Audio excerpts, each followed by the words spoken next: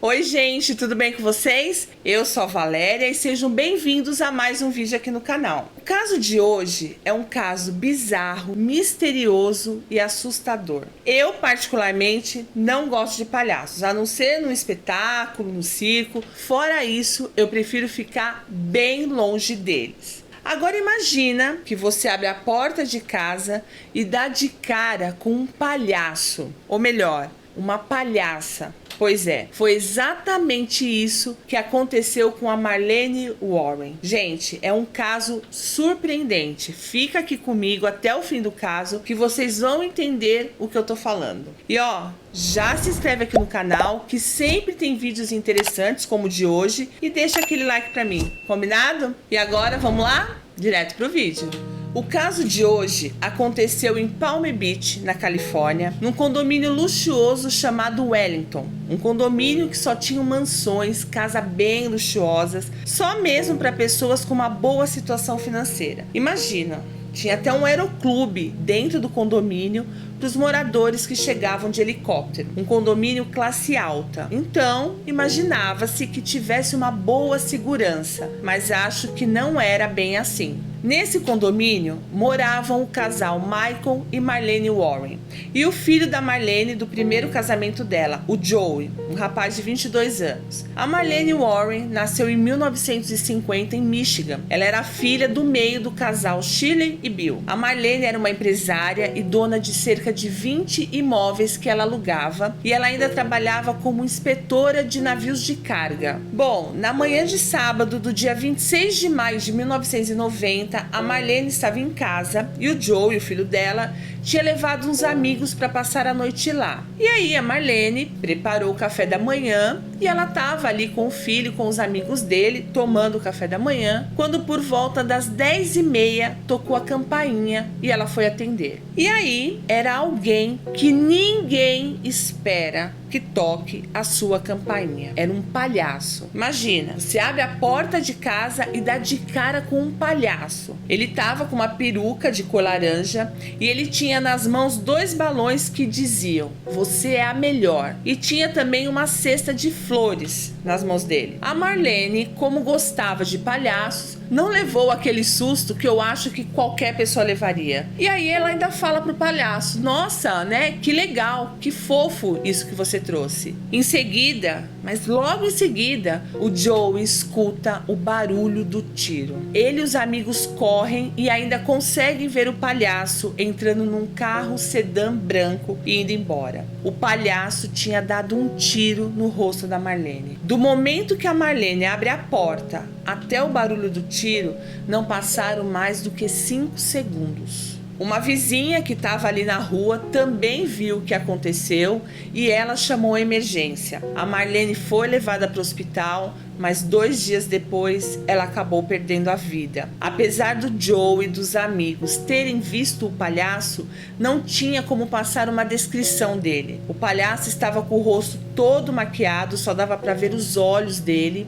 Ele estava completamente fantasiado com um macacão bem largo e usando a peruca laranja. Essa era a única descrição que eles tinham, além do carro branco que ele usou para fugir. Mas foi tudo tão rápido que ninguém anotou a placa. E aí a questão era: quem tinha interesse em fazer isso com a Marlene Warren? A Marlene tinha 40 anos, era uma mulher divertida, trabalhadora, era uma pessoa simpática, querida, sempre disposta a ajudar, uma mãe amorosa. E a Marlene gostava muito de palhaços, o que era um gosto bem peculiar, né? Ela tinha vários enfeites de palhaço, quadros, ela mesma já tinha pintado vários quadros de palhaço, inclusive o primeiro quadro de palhaço que a Marlene pintou, a mãe dela guarda até hoje. E esse gosto por palhaços era meio que de família. A mãe dela também gosta muito de palhaços. A mãe dela tem em casa um quarto só com quadros e enfeites de palhaços. Então, com certeza, quem fez isso era alguém que conhecia a Marlene e que sabia que ela gostava de palhaços e usou isso contra ela. E como a gente já sabe, nesses casos, a primeira pessoa a ser investigada é o marido. Então o Michael foi interrogado, mas ele tinha um álibi. Ele disse que estava numa pista de corrida em Miami e ele ainda tinha testemunhas que estavam com ele naquela manhã. E aí ele foi descartado como suspeito. Só que a família da Marlene contou aos policiais que ela tinha contado para eles que ela não estava muito bem com o Michael, que o casamento deles estava meio estremecido e que se alguma coisa acontecesse com ela, seria culpa dele. A Marlene também já tinha contado para alguns amigos dela que ela achava que o Michael estava tendo um caso.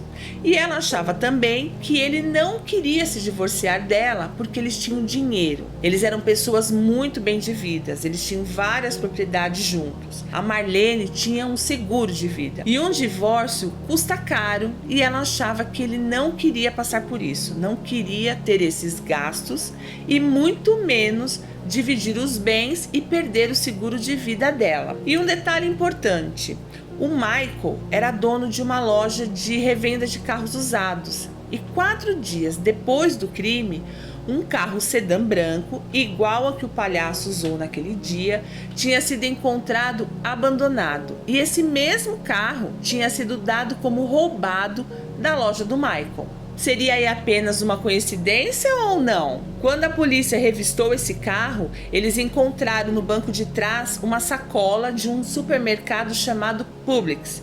E dentro dessa sacola tinham fios de peruca de palhaço da cor laranja. E a partir daí, a polícia passa a investigar novamente o Michael. Eles investigam os amigos, os clientes, as pessoas com quem ele trabalha, tudo. E eles acabam descobrindo que o Michael estava sim tendo um caso com uma mulher chamada Sheila Kim. Ela tinha uma empresa de reintegração de posses e já tinha trabalhado com o Michael. E aí, eles acabaram se relacionando, amorosamente, mas os dois negavam esse envolvimento. Eles diziam que era apenas uma relação profissional, mas eles eram frequentemente vistos juntos em restaurantes e viagens. E o Michael ainda pagava o aluguel do apartamento que a Sheila morava. E aí, outro detalhe, nessa época, a Sheila era casada com um homem 20 anos mais velho que ela, e nessa época ela se separa dele. A investigação segue e a polícia consegue rastrear a loja onde a fantasia foi comprada. As donas da loja disseram que elas se lembravam muito bem quem comprou a fantasia, porque essa pessoa chegou na loja e a loja já estava fechada, mas ela pede para ser atendida e as donas falam para ela voltar no dia seguinte e ela diz que não e insiste tanto para elas venderem a fantasia de palhaço, porque ela iria usar a roupa ainda naquela noite, que as donas acabam vendendo a fantasia para ela. A polícia mostra a foto de uma mulher com cabelos castanhos compridos e olhos castanhos e elas confirmam que era a mesma pessoa que foi na loja. Essa foto era da Sheila, que também foi reconhecida no supermercado Publix, o mesmo da sacola que estava no carro comprando flores e balões. Durante as investigações, eles também descobriram que o Michael alterava a quilometragem dos carros que ele vendia na sua loja para parecer que esses carros eram mais novos. E por isso, em 1994, ele tinha sido preso e condenado a 9 anos de prisão. Mas ele só cumpriu 3 anos e saiu em liberdade condicional. Cá entre nós, um passado meio nebuloso esse, né? Mas eles não encontraram nada que ligasse o Michael ao que aconteceu com a Marlene. E apesar de todas as evidências, não tinha qualquer prova física que pudesse levar o Michael e a Sheila à prisão. Nessa época ainda não existia uma tecnologia avançada que pudesse analisar corretamente as evidências que tinham sido coletadas, como as fibras da peruca laranja e o DNA. E aí o caso acabou sendo arquivado por mais de 25 anos. E nada se sabia sobre o paradeiro do Michael e da Sheila. Só que aí, Em 2017, um grupo de jornalistas resolveu investigar o caso da Marlene Warren e eles descobrem que o Michael e a Sheila tinham se casado no ano de 2000, foram morar em outra cidade, abriram um restaurante juntos. A Sheila agora se chamava Debbie e tinha os cabelos loiros. E aí, a polícia acaba reabrindo o caso. E por sorte, as provas tinham sido muito bem preservadas durante todos esses anos, mais de 25 anos. E eles conseguiram retirar o DNA dos fios da peruca que tinham sido encontrados dentro do carro branco, abandonado, e testar esse DNA usando técnicas muito mais avançadas do que daquela época. E aí, sem dúvida alguma, o DNA era compatível com o da Sheila. A polícia encontrou o casal e no dia 27 de setembro de 2017, a Sheila foi presa por homicídio em primeiro grau contra a Marlene Warren. O julgamento da Sheila deveria ter sido em 2021, mas por conta da pandemia ele foi adiado. A Sheila, agora com 57 anos, continua sob custódia na prisão, aguardando seu julgamento, que provavelmente acontecerá ainda esse ano. E agora vocês devem estar perguntando: e o Michael? Por incrível que pareça, o Michael não foi acusado pelo crime porque não existem evidências contra ele, somente contra a Sheila. Então ele nunca foi formalmente acusado pelo que aconteceu com a Marlene. Eu acredito que a Sheila seja sim condenada porque existem muitas evidências que confirmam que ela está diretamente ligada ao que aconteceu. As moças na loja de fantasias, o pessoal do mercado reconheceram ela, o DNA que foi compatível, então eu acho muito difícil ela escapar.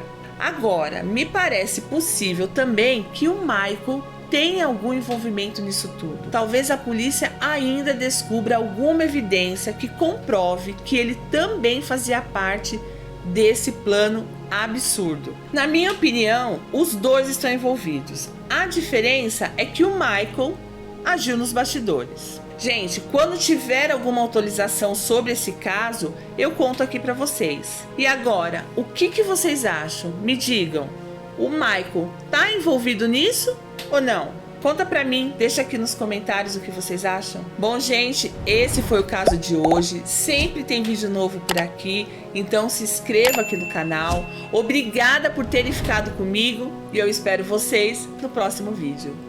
Beijos!